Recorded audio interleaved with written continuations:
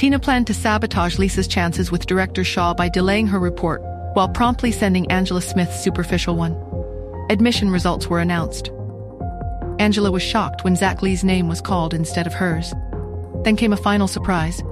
The legendary Dr. Athena accepted Lisa Black. Angela's arrogance shattered. What will be the consequences of this unexpected rejection? How will Angela react to this public defeat? And what secrets lie within Lisa's research, potentially linking to the dangers I'm trying to escape?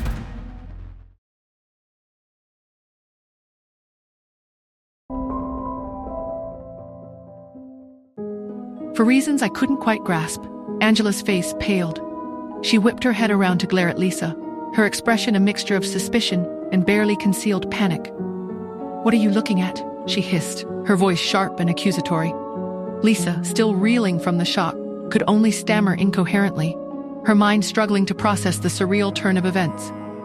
The throng of students, their questions a relentless barrage, pushed Angela further and further away from the center of the commotion, her face twisted with a toxic blend of jealousy and disbelief as she stood on the periphery, her gaze burning with resentment at the sight of Lisa surrounded by admirers. How could this happen?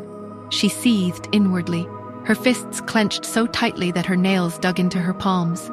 Why did Athena choose her of all people? While Angela grappled with her humiliation, a soft voice reached her ears. "You're Angela Smith, right?" Angela spun around, her expression still volatile. She found Tina York standing behind her, a gentle smile on her face. "You'll be working under my supervision from now on," Tina said, her tone carefully neutral. "We have some forms to fill out. If you'll follow me, we can get started." Although Angela desperately wanted to push past Tina, to confront Lisa and demand an explanation, she knew she couldn't afford to alienate her new mentor. With a forced smile, she nodded curtly and reluctantly followed Tina, the image of Lisa's newfound popularity burning in her mind. They walked towards the office building together. On the way, Tina, her voice deceptively casual, asked, "What's your relationship with Lisa Black, Angela?" Angela's jaw tightened. The question felt like a deliberate probe, a subtle reminder of her current defeat. Her eyes flashed with barely suppressed anger as she replied, her voice thick with resentment. "She's my cousin." Tina's smile remained fixed, but her eyes sharpened, observing Angela closely. "Oh, in that case, what about Nora Smith? I thought you said she was your sister." Angela's anger momentarily gave way to confusion. She struggled to maintain her composure. "We both have the last name Smith, so of course she's my sister. Lisa's last name is Black." Tina's gaze lingered on Angela, her expression thoughtful. Then she offered a small, almost conspiratorial smile. "Oh, of course.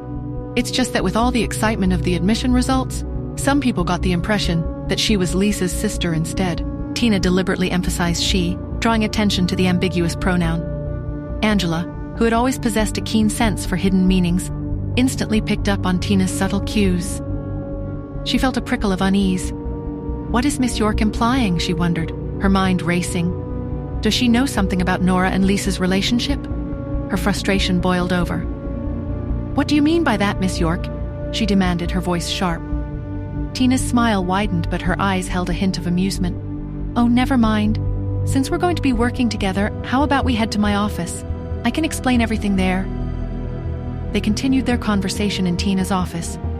"Did you just say that Nora knows Professor Athena?" Angela's voice was shrill with disbelief, barely containing her outrage. She stared at Tina, her eyes wide with a mixture of shock and fury. "Is that really true, Miss York?" Tina raised an eyebrow, her expression carefully neutral. "Well, I saw them together once before," she admitted, her tone casual. "I always thought you and Nora were close," Tina said, her voice laced with a carefully crafted sympathy.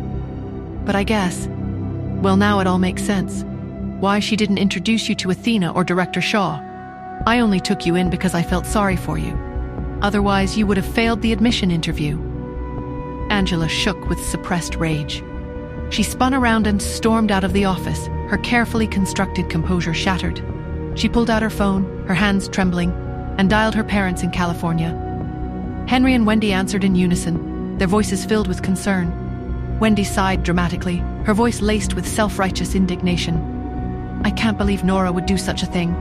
No matter what, Angela is still her sister." Henry slammed his fist on the table, his voice booming with fury. I'm booking the next flight to New York.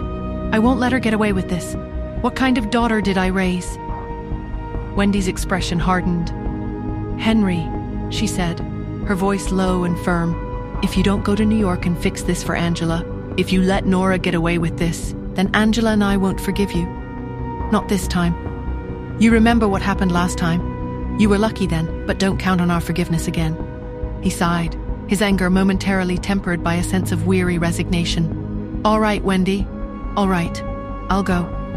But Nora's going to regret the day she crossed me.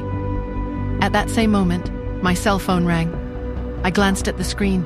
It was Lily, calling from overseas. Nora, her voice sounded tinny and distant. I've sent the DNA results. You won't believe what we found. My heart pounded against my ribs, a sudden surge of anticipation and dread. But what did Lily mean by, you won't believe? Was it something shocking, something dangerous? Something that would shatter everything I thought I knew? And was I truly prepared for the consequences of knowing the truth?